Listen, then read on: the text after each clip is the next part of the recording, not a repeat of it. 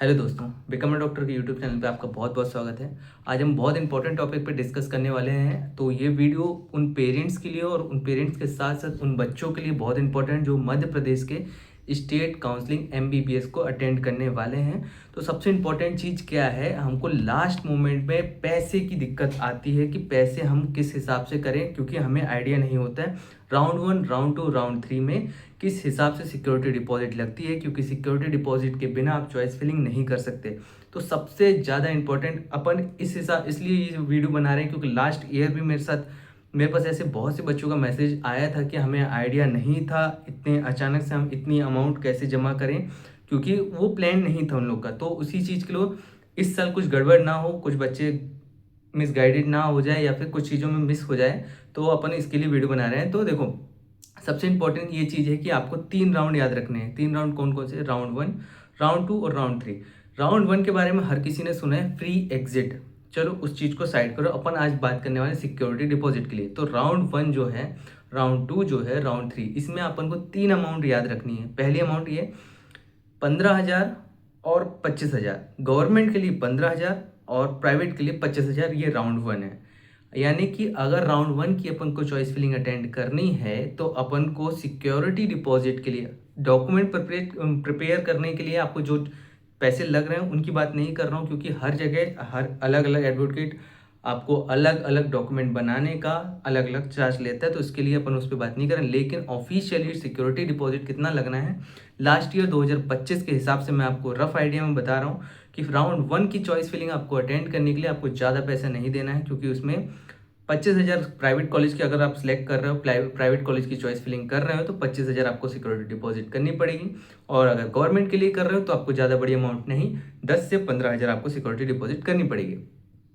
अब ये चीज़ ये हुआ, राउंड 1 आपने अटेंड कर लिया, कॉलेज मिला तो आप जाके एडमिशन लो, कॉलेज नहीं मिला तो नेक्स्ट राउंड में आप गए। नेक्स्ट राउंड में जाने के बाद यहाँ पर आपको चॉइस फिलिंग करने से पहले फिर आपको सिक्योरिटी डिपॉजिट करना पड़ेगा। अब यहाँ पे कितना करना पड़ेगा, मैंने जैसे बताया गवर्नमेंट एंड प्राइवेट का अलग अलग चलता है। तो गवर्नमेंट का तो चलो साइड कर दो, क्योंकि अब उतनी अमाउंट नहीं लगेगी, क्योंकि फर्स्ट राउंड में आपको हो गया। प्राइवेट पे अपन इंपॉर्टेंट डिस्कस करें, गवर्नमेंट में थोड़ा बहुत भी इंक्रीमेंट होगा तो वो आप कर लेंगे, नॉर्मल सी बात है। लेकिन प्राइवेट में ये होता है, सेकेंड राउंड आपको अटेंड करने के लिए आपको 1,00,000 रुपये जमा करना पड़ता है।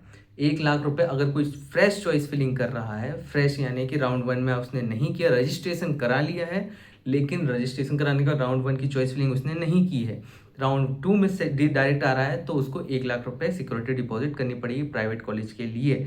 अब उसने 1,00,000, अब जो फर्स्ट राउंड में जिसने कर रखा है वहाँ पे उसने 25,000 भर रखे हैं। सेकेंड राउंड में आया, सेकेंड राउंड में उसको कितना भरना पड़ेगा? 75,000 उसको भरना पड़ेगा। तो यानी लगभग लगभग टोटल आपको 1,00,000 रुपये करना है। अब इस साल कुछ चेंज हो जाता है तो वो मैं नया बना दूंगा, न्यू वीडियो बना दूंगा न्यू अपडेट के साथ।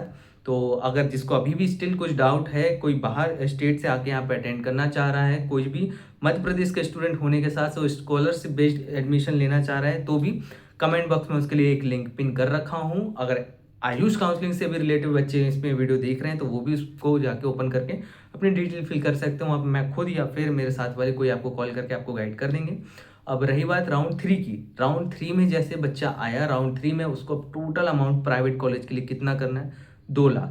अगर वो फर्स्ट राउंड में भी चॉइस फिलिंग नहीं किया, सेकेंड राउंड में भी चॉइस नहीं फिल किया, इसका मतलब ये नहीं है कि उसने रजिस्ट्रेशन ही नहीं किया। रजिस्ट्रेशन करना जरूर, अगर काउंसलिंग अटेंड करो या ना करो, रजिस्ट्रेशन जरूर कर लेना, क्योंकि लास्ट मोमेंट में आपका मन बनेगा कि हाँ यार हम काउंसलिंग अटेंड कर लेते हैं, तो फिर तब आपके लिए ऑप्शन नहीं बचते हैं। अगर रजिस्ट्रेशन न्यू लिंक आप ओपन नहीं की डीएमई ने, तो फिर आपको प्रॉब्लम हो जाएगी। इसलिए रजिस्ट्रेशन जरूर कर लेना, काउंसलिंग आप अटेंड करो या ना करो, या फिर लास्ट मोमेंट में आपका मन हो अटेंड करने का तब करना। तो थर्ड राउंड की जैसे मैंने बताया कि 2,00,000 रुपये आपको जमा करने हैं। फर्स्ट राउंड में अगर आपने कुछ नहीं दिया तो कोई बात नहीं, 2,00,000 आप भरो, आप चॉइस फिलिंग करो। मॉप अप राउंड के बारे में बात कर रहे हैं, मॉप अप राउंड को ही थर्ड राउंड कहते हैं। और अगर उसने सेकेंड राउंड में उसने पेमेंट कर रखा है तो उसे फिर 1,00,000 रुपये जमा करना पड़ेगा, क्योंकि उसने फर्स्ट राउंड में 25,000 दे दिया, सेकेंड राउंड में उसने 75,000 दे दिया, थर्ड राउंड में वो 1,00,000 रुपये भरेगा, तो उसका टोटल अमाउंट कितनी हो जाएगी? 2,00,000 की सिक्योरिटी डिपॉजिट।